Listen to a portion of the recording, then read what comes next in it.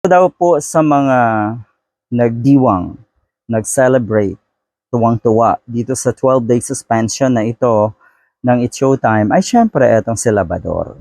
Okay, good job. Sige lang, wala namang problema yan. Sabi nga ng mga netizens, enjoy mo lang yung mga ganitong nangyayari. Okay, sa It's Showtime, kay Vice Ganda at kay Ayon. Pero hindi ibig sabihin yan ay tama ka na doon sa pagbira, doon sa pagbanat nyo kay Vice at Ayon. Hindi ibig sabihin yan. Alright? Sadya lamang siguro na ang mga katulad nyo ay natutuwa sa mga ganitong pangyayari, sa mga ganitong nangyayari. Dahil in the first place, yun naman talaga ang intention nyo. Okay? Mabigyan ng parusa. Alright? Pero hindi nyo inintindi. Hindi nyo inisip at inimbang ng maayos kung alin ba ang tama at mali. Kung meron ba talagang paglabag o ano.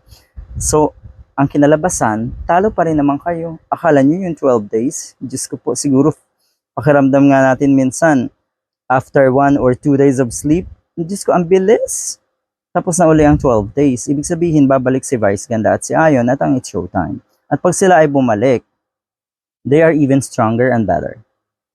So, mas lalong mangangapa yung kalaban. Mas lalong mahihirapan.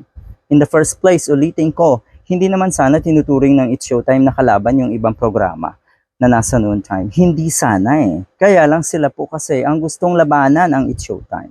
Masaya sana yung healthy competition lang. Pero ganun ang nangyari eh. At meron pa nga mga katulad na si Mr. Labador. Ito ang intention mo noon pa man. Kaya for the meantime, you are successful.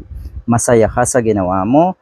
At natural lang yon dahil yun talaga ang mga ugali ng mga katulad niyo, Mr. Labador. Anong sabi? Record-breaking daw itong suspension na ito ng It's Showtime nga. At meron pa siyang congratulations. Yun lang. 12 days is too short. Totoo. Kung maipatupad man yan. Syempre may apila pa ang ABS-CBN.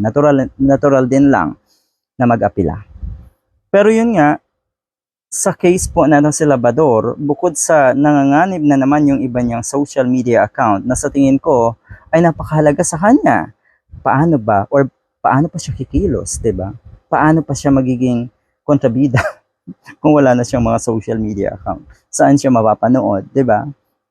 Ang ibig kong sabihin, napakadali ng 12 days. Pero yung pag-apilan niyo po, ilang beses na bang nag-apila itong si Labador doon sa kanyang nawalang TikTok account?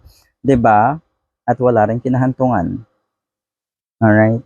Dito sa sitwasyong ito na nanganganib nga rin daw yung kanyang Facebook account. Ikaw ba'y masaya dyan? At yung mga masasaya tungkol sa nangyayari sa'yo, ano kayang masasabi mo?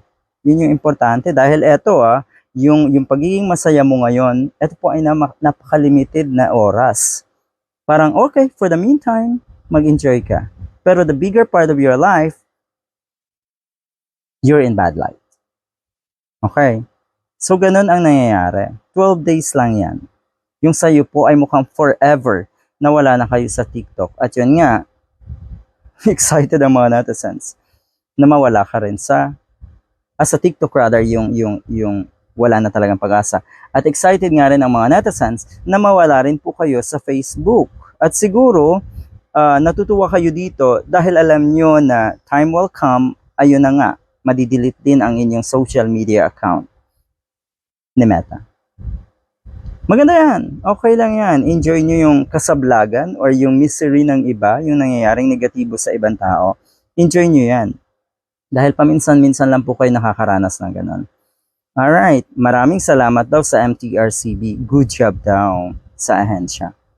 Madam Lala Soto, salamat po sa napakagandang aksyon. Magkakasundo po tayong lahat sa pagprotekta ng kabataan laban sa mga kalaswaan. You see? Ay laban sa mga kabulastugan at kabalahuraan na si Rendon. Hindi rin ba yan nakikita ng MTRCB na sa social media? Matindi po siyang mambalahura. Okay? Ano? Congratulations nga daw. Ito daw ay bagong milestone ni Vice at ni Ayon. Huwag kayong mag-alala. Totoo na hindi apektado si Vice at si Ayon. Siguro inisip din lang ni Vice Ganda, yung 12-day suspension, natural lamang apektado rin. yung mga empleyado ng It's Showtime. Natural lamang yon. Kaya siguro yun yung nasa isip ni Vice Ganda. Pero kung sila lang, nako, sabi nga niya, eto mga ganitong pagkakataon, alam niya may bagong oportunidad na parating.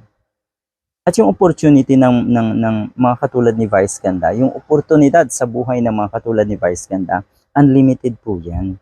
Yung sa inyo po, Rendon Labador, meron kayong opportunity para maging inspirational sana kayo on social media. Kaya lang kasi, hindi nyo yun nakita bilang oportunidad na maganda.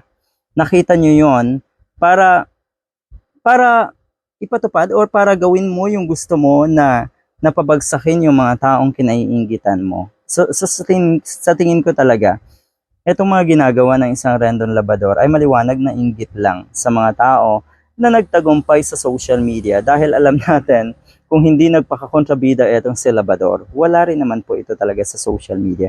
Wala rin po naman talagang puwang yan. Hindi ganon kalaki sigurado ang kanyang platform.